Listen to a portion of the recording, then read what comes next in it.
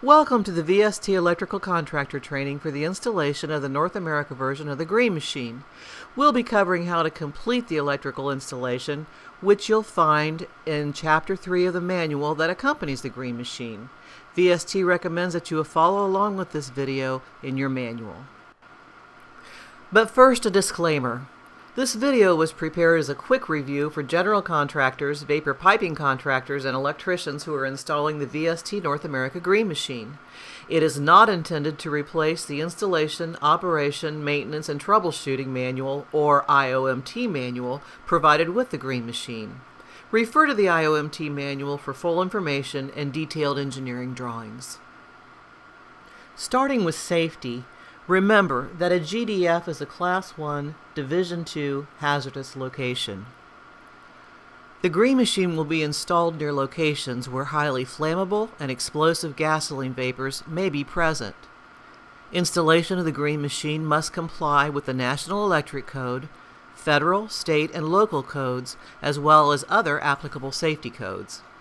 Use extreme caution due to the risk of fire or explosion, which could result in serious injury or even death. If you're working in an area where vehicle traffic may occur, always block off the work area during installation, testing, and service to protect yourself and others. Do not use power tools that can generate sparks if there is a risk of flammable or explosive vapors being present. Read and understand all materials related to installing, testing, and operating the Green Machine prior to installation. Turn to Section 3.1 in the manual to follow along with this information about the general electric installation. All information can be found in the yellow electrical installation packet located inside the manual. This packet includes the electrical installation chapter from the main manual and ledger-size engineering drawings. All wiring must be gasoline and oil resistant, TFFN, or THHN with 600 volts insulation. The electrical contractor is responsible for sizing the wire, cable, and conduit according to the NEC. All facets of the electrical installation must meet the various codes and jurisdictions at the federal, state, and local levels. The Green Machine must be installed in accordance with the NEC, NFPA 70, and NFPA 30. As we start planning the electrical installation, let's look at the necessary components and who is responsible for supplying each of them. There will be several components that exist already at the GDF. These include the main electrical panel, the fuel management system, the overfill alarm relay located within the fuel management system, and the station ESO. VST will supply the control panel, which comes internally pre-wired from the factory. Also internally pre-wired is the Green Machine internal junction box, which sits in the middle of the Green Machine vapor processing unit. The contractor is responsible for supplying an outlet and a disconnect switch, both to be installed next to the Green Machine unit.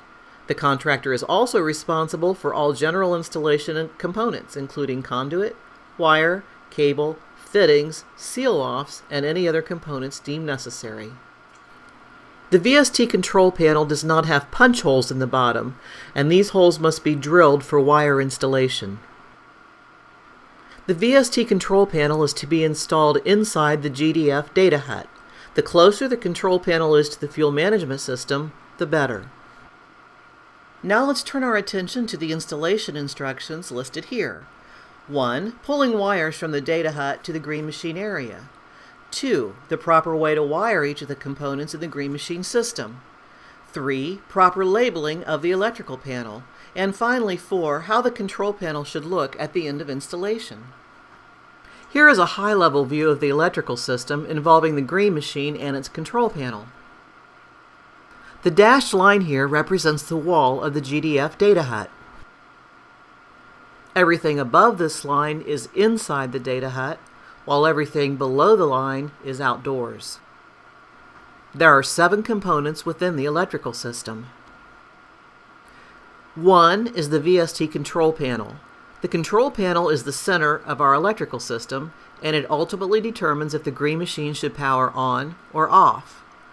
An important system for the VST control panel to be connected to is the 2. Emergency shutoff, or ESO. This connection ensures that the VST control panel and in turn the green machine will lose power when the ESO is activated. It is also possible to power the VST control panel from the ESO. This situation will be covered later in this video. The next system is 3, the tank gauge system, usually a Veeder-Root TLS 350 or 450. This system is sometimes called the tank sensor or the tank level sensor. In the event of an overfill, this system will send an alert to the VST control panel. The control panel will in turn deactivate the green machine. If the tank sensor system is not correctly connected to the control panel, then the green machine may ingest gasoline, which will ruin the vacuum pump inside. Number 4 is the main electrical panel. The main electrical panel powers the VST control panel on a 20 amp breaker and also powers 5, a 115 volt outlet, which is to be installed outside near the green machine. This outlet will provide the power necessary for any testing and maintenance required to keep the green machine running in good condition. This outlet, along with 6, the safety disconnect switch, should be placed in close proximity to the green machine. The safety disconnect switch, when engaged, will cut power to the green machine. Cutting its power will allow for safe testing and maintenance to be performed on the green machine. Number 7, and finally the green machine itself. The green machine is the vapor processing unit. Before talking about pulling any wires, it is important that you, the electrical contractor, decide how to provide power to this electrical system. There are 2 options for powering the VST control panel. Follow along in section 3.5.2 of the manual. Option 1, from the main electrical distribution panel, or Option 2, from the station emergency shutoff relay. Let's talk about Option 1, specifically about the wiring between the electrical panel and the VST control panel. The size breaker required for this connection is 20 amps. The power wires must be terminated at these locations inside the VST control panel. Label the breaker on which the VST control panel is connected with the name green machine in all caps so that a service tech can quickly figure out which breaker it is. Next, for Option 1, we're going to discuss the 2 wires that must be run between the VST control panel and the emergency shutoff, or ESO. The ESO circuit is located inside the hut, inside the power box. The ESO circuit is usually a part of a shunt circuit and must be wired as such. Here's where the wires that run between the VST control panel and the emergency shutoff system are to be terminated. The emergency shutoff relay that is on the other end of the wires is located in the power box inside the GDF or data hut. Here's a picture of the inside of a data hut. Note the VST control panel on the right and the power box on the left. The red dotted line is a potential path the wires can be run along. The ESO circuit to the VST control panel must be installed for it to have power to operate the green machine. It is required that the VST control panel and in turn the green machine lose power when the emergency shutoff system is activated. Note that in Option 1, 3 power wires were pulled from the electrical panel. For Option 2, this connection is unnecessary. For Option 2, we'll be powering the VST control panel directly from the ESO relay. Just like in Option 1, the power wires must be terminated at these locations inside the VST control panel. Recall that in Option 1, the VST control panel needed to be wired to the station ESO so that the control panel and green machine lose power if the ESO system is activated. In Option 2, the VST control panel is powered directly from the ESO. Because of this, a second connection to the ESO is not needed. While the second connection to the ESO is not needed, current still needs to flow between these 2 terminal blocks. Simply install a jumper between these terminal blocks to complete Option 2 of powering the control panel. Now that you've got the wiring correct for powering the VST control panel, let's look at pulling wires from inside the GDF data hut out to the green machine. Follow along in section 3.5.4 of the manual. Recall that in our earlier graphic, the dotted line represents the wall of the data hut. Any wires passing through this dotted line are to be pulled from inside the hut out to the green machine. A total of 12 wires and 1 cable must be pulled. These wires and cable must be pulled through rigid conduit. The first group of wires that need to be pulled is the group of 9 wires and 1 cable from the VST control panel to the green machine and safety disconnect switch. Both the green machine functional and safety disconnect subsets of wires are to be run through a gang box. These wires should all be pulled through the wiring port, which is the port located second from the left on the outside of the green machine. This picture shows the internal junction box on the green machine. The wires that are pulled from the VST control panel must be pulled to the internal junction box through the conduit, which is highlighted in red, from the electrical port on the outside of the green machine. Of the 4 ports on the exterior of the green machine, the electrical port is located second from the left. Here is an interior picture of the green machine internal junction box. The wires within the pressure sensor cable and the 6 functional wires must be terminated at the terminal block with the corresponding number identifier. All connections within the red box are on the bottom of the terminal blocks and come pre-wired from VST's production facility. The electrical contractor is only responsible for terminating wires to the top side of each terminal, so do not do anything with the wires at the bottom of the terminal block. This table shows each of the wires and its corresponding identifier. All of the terminal blocks inside the VST control panel and green machine internal junction box are labeled with the corresponding wire identifier for easy identification and matching, basically an A to A, B to B matching of wires to terminal blocks. This information is in Chapter 3 of the Green Machine Manual for your quick reference. Take a look at the terminal blocks inside the VST control panel. Highlighted here are the places where each of the 6 wires that are being run to the green machine internal junction box are to be terminated.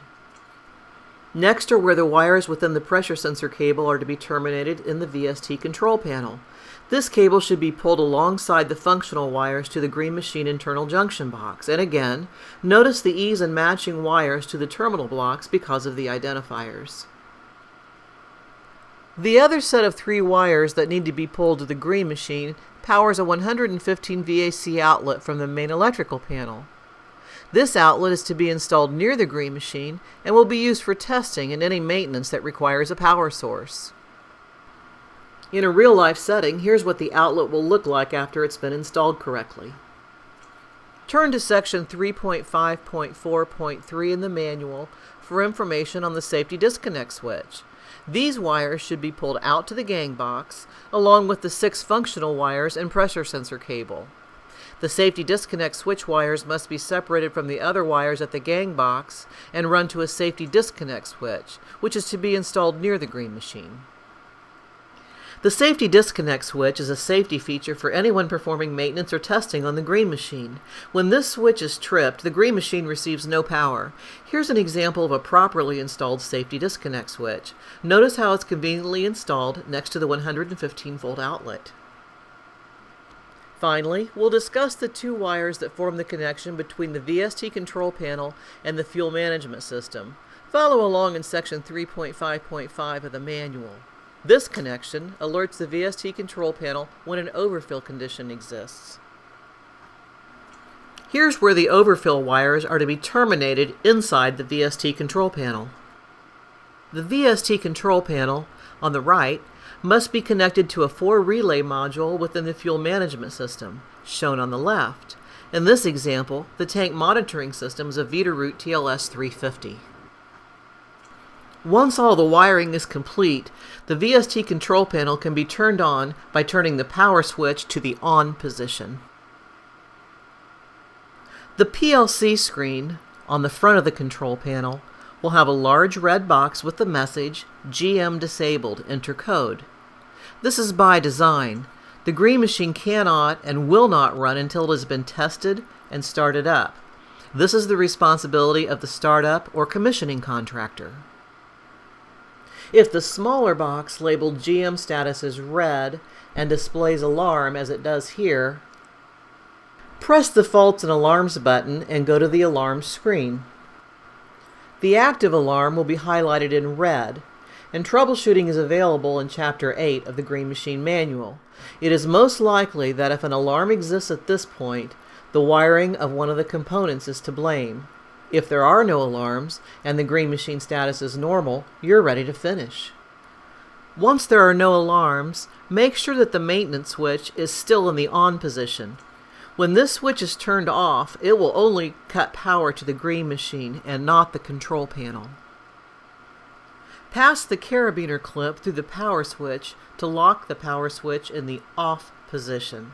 This clip stops the power switch from being accidentally turned on or turned off. There are some avoidable mistakes that we've observed in past installations. Starting with if the emergency shutoff and/or safety disconnect systems are not wired correctly, or the VST control panel is not connected to the safety disconnect switch. In either case, the VST control panel will receive no power and be unable to power on. If the overfill system is not correctly connected to the VST control panel, then the Green Machine may be turned on in an overfill condition. This activation may result in a damaged vacuum pump and would require replacement of the vacuum pump, causing extended downtime and expense. We have seen the 115-volt outlet powered from the vacuum pump circuit. This could result in two problems. One, insufficient current to the outlet rendering it useless, or two, if the safety switch is engaged, the outlet will receive no power. Remember that the outlet is there to aid in the completion of any testing and maintenance task, so it is important that it is not dependent on the safety disconnect switch for power.